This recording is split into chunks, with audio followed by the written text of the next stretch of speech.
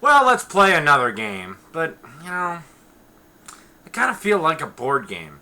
Oh, wait! Nintendo solved that problem with Anticipation. It's a board game on the Nintendo that you play on your TV. No longer will we be under the tyrannical rule of cardboard games that you have to clear an entire table for. You can now play this exciting game right on your TV screen with your NES. Awesome, right? Unless this game's a complete piece of rancid shit, but that can't happen. It's got the Nintendo seal of approval, I thought. Oh boy. Well, let's pop this game in and check it out. Okay, so the first thing we see is the startup screen and the number of players you can select, but you can only select 2 players. You know, it's odd that antiquated Monopoly game you can have up to 8 players. Oh well, I'm sure it's still awesome. Alrighty, I guess I'll take the shoes as one of the 4 pieces that can move around the board. And I gotta select my skill level. I guess I'll go with easy.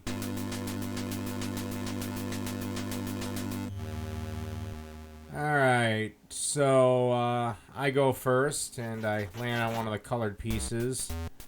And I have to solve what I guess is an easy as hell picture. Yep, this is the game. You have to guess what in the hell the NES is drawing before the computer does. Well, it's not that hard. Well, that's not all you see in a good game like, oh, I don't know, Pictionary. You would rack up points. But, well, not in this piece of shit. In this game, you get a colored square filled in when you answer correctly. So you have to land on each one of the 4 colored squares to get to the next level. Now, what happens if you happen to land on a colored square that you've already gotten? Absolutely fucking nothing. Let's talk about something else in the game that gives me a migraine. When time runs out, or nobody answers right, is your turn over? Oh, hell no. You get to solve yet another puzzle on that exact same square. You see, in a good board game, it would give the other player an option to have a turn, and then you get to move off the square when it was your turn to roll the dice. But not in this piece of shit. No, the only way that you can move off that square or an opponent can get a turn is if you answer the picture correctly. Right answers not only dictate who's winning this game, but they also dictate turn change as well. Jesus, any good board games keeps changing whose turn it is. So, people are at least continually playing, so they're entertained. I mean, imagine in Scrabble, if you got a word correct, or spelled a word right, you got to keep going, kept being your turn. And the only way you could switch turns is if you misspelled a word. Your opponent would be bored to tears. Also, if no one answers the picture that you're not allowed to move again, you're given another picture in that same category. This gets to be a real big pain in the ass at the last stage, or if you don't know that much about the category, you can easily sit through 10 pictures before you can find anything you can identify.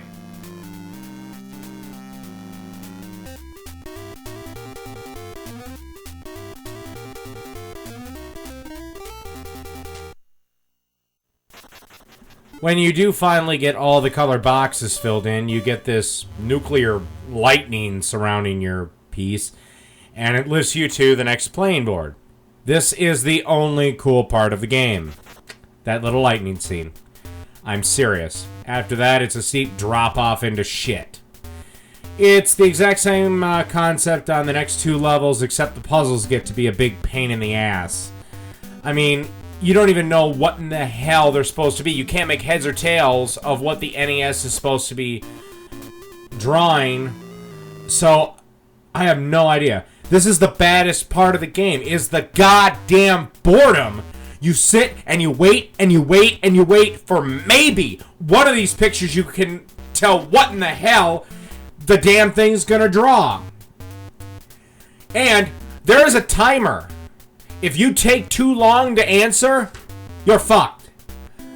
It wouldn't be that bad if the time limit changed from a long answer to a short answer, but no. If it's one letter or an entire sentence, That timer does not change, and there is no faster way to type. Well, I was kind of hoping to show you the screen that you get when you win, but something fucked up on the disc, so I'm not going to be able to. But basically, it is really fucking lame, and that's it. The game resets, and you start the whole damn thing over again. Yep, that's it. That's the whole fucking game.